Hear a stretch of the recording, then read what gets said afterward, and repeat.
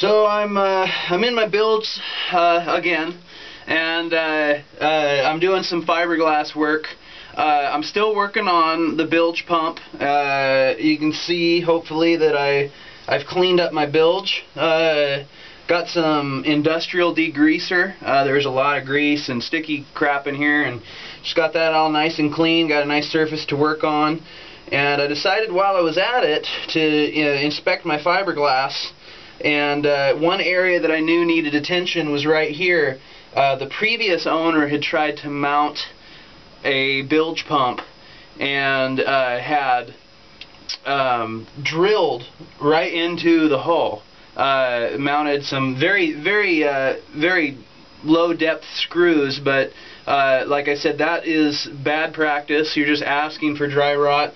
I haven't worried too much about them because I know I was able to pull up the thickness of the fiberglass and measure the length of the screws that he used, so I know that it didn't penetrate the fiberglass. It also didn't hold the bilge pump on here very well, and the lowest point of in the engine compartment is actually that way, so I wanted it moved anyways.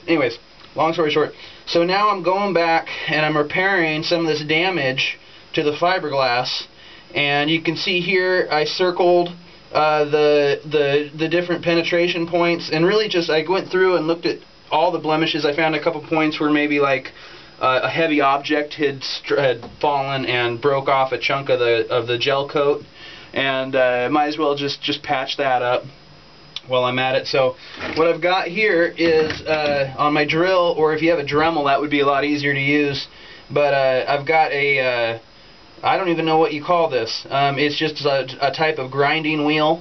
I got several. This one seems to be working really well. So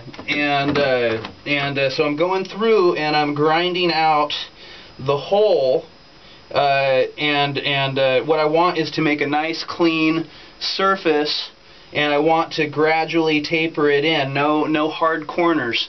You want to eliminate all hard corners, make it kind of smooth, and get in there and drill that out.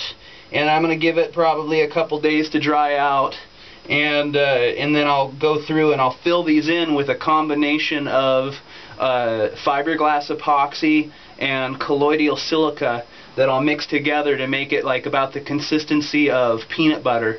And I'll take more pictures of that as I go. But that's how I'm going to fill these in and replace them. And grinding it out, you're really preparing that surface for the epoxy to bond to. So that's why you want to grind it out, make it nice and shallow, and nice and clean, and rough that surface up, give it lots of texture for that epoxy to grab a hold of. So that's how you repair minor blemishes in the fiberglass.